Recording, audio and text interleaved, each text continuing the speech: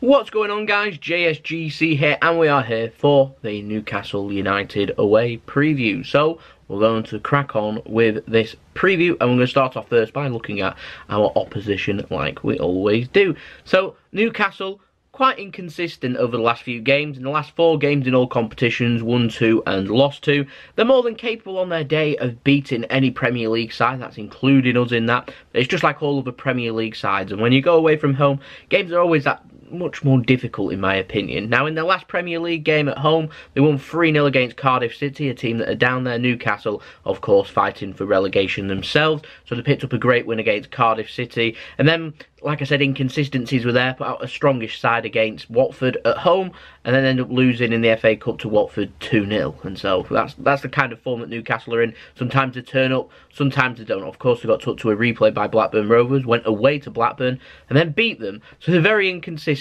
I'm not too sure what they're going to go with up top. I'd have thought Rondon would have been a better option than Yoselu. Now, I feel like Rondon's a better hold-up of the ball, so I imagine that one outlet for Newcastle is to play balls over the top and chase and be able to push up and run that way and put Man City under pressure.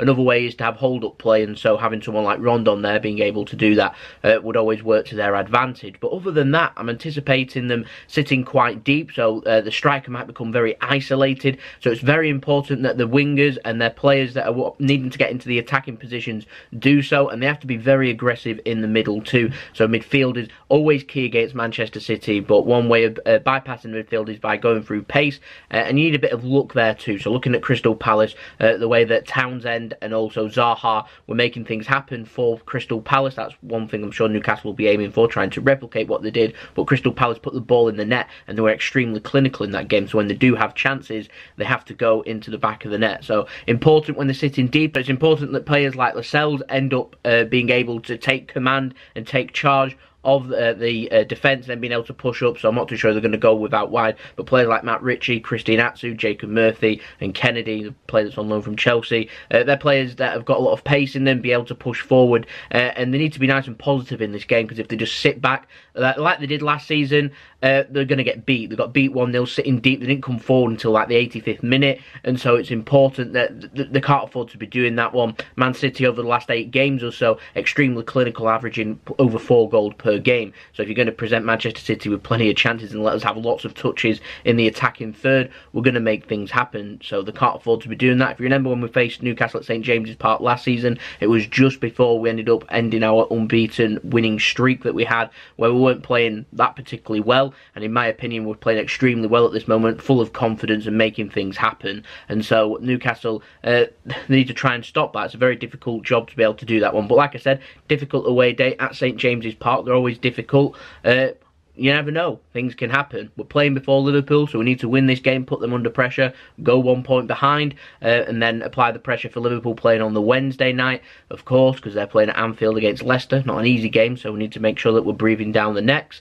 Now, for Newcastle themselves, things are getting a little bit dicey, shall I say, a bit dicey. Newcastle fans are becoming very disinterested. People in Newcastle are getting fed up with the ownership of Mike Ashley at Newcastle, and it's completely understandable. They're a club that wants to really push on. They're a passionate group of fans up north, and they want to be able to push on.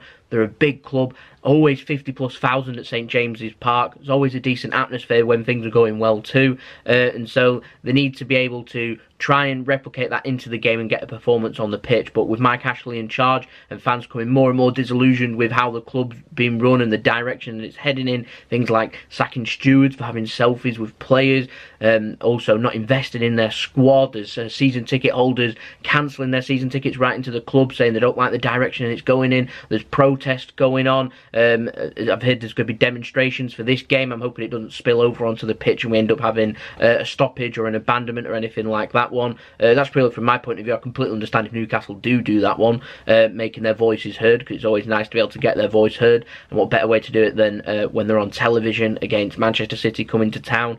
But yeah, things aren't pretty off the field at Newcastle United right now, and so personally, for my opinion, it's a good time to be playing them. I'm confident we can get the lead.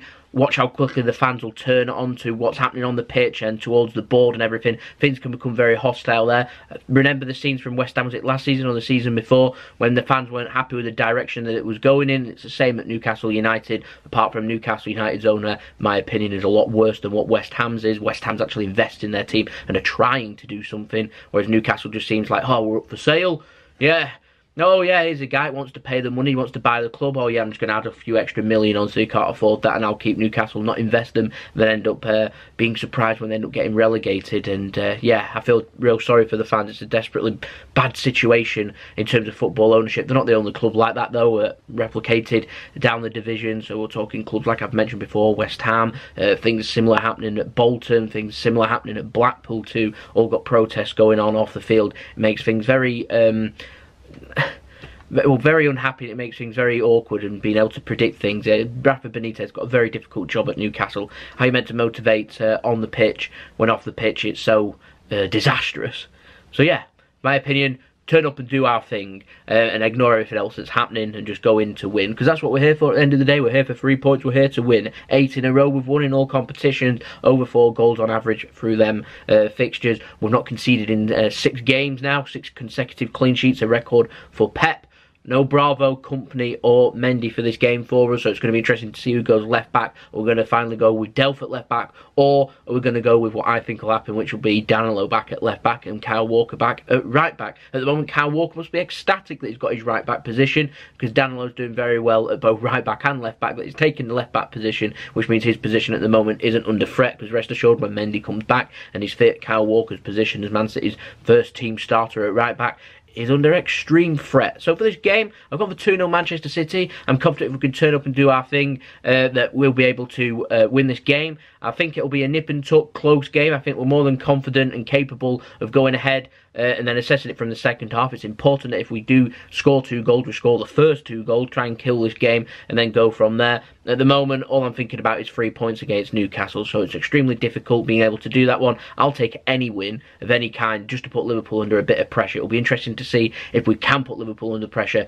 how they respond, because to be fair, they've not had much pressure this season, particularly when they've gone on top of the league. Man City kind of crumbled, were trying to claw everything back, and unfortunately at the moment Newcastle's standing our way, so I'd like for us to pick up them 3 points. So I'm going to pop up my team prediction now. This is my team. I don't think I'll be too far away. I was miles away with the FA Cup team, but I don't think I'll be too far away with this team. I've gone for Edison in goal, Walker and Danilo I've already spoke about at right back and left back. I've gone for Stones and Laporte, our 2 strongest centre backs in my opinion. I've gone for Dino sitting in front of the defence, Kevin De Bruyne sitting just beside Fernandinho, sitting deeper. I was torn between going for David or Bernardo. I went for David Silva because we're not really seeing that strong partnership in the midfield that we had last season. We've not really had a chance though, have we? But Fernandinho, De Bruyne and David Silva, our best central midfield partnership that we had last season. It was absolutely brilliant, so I'd like to see it again. Gone for Sterling, Sane and Aguero. Aguero, the only player there really that I can argue might not start in this game.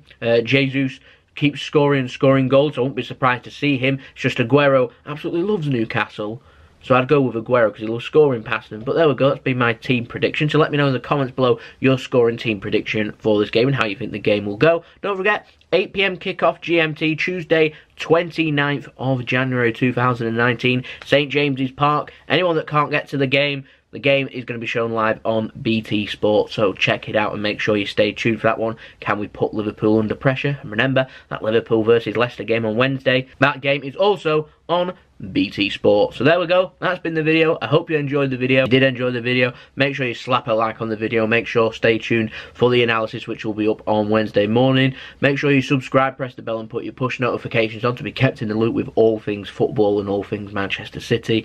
And also don't forget to check out my social media links in the description below. And we're going to have plenty of transfer videos coming up over the next couple of days. We've got transfer deadline day coming up on Thursday, so we're going to have to knock out at least 2 or 3 transfer videos between now and then as things are starting to warm up, particularly with the outgoing, so stay tuned for that one. So it's been JSGC. I hope you all have a wonderful rest of your day. We're just going to try and drag this on for 10 minutes, so I've not really got anything else to talk about. I just hope that Newcastle don't really protest in this game, and otherwise, you know, might end up with an abandoned game. Has happened before. Blackpool's had it. They ended up I'm not sure if they got deducted points or not. Bolton's done a protest before as well, chucking tennis balls on the pitch. Bolton did one in their last home game, chucking tennis balls on the pitch. Might we see some tennis balls in this game? Let's hope we don't see any broken corner flags like last time in the FA Cup too. So there we go, we dragged it on to 10 minutes, so I'll see you then. So it's been JSGC. Hope you have a wonderful rest of your day. Peace. Ciao for now.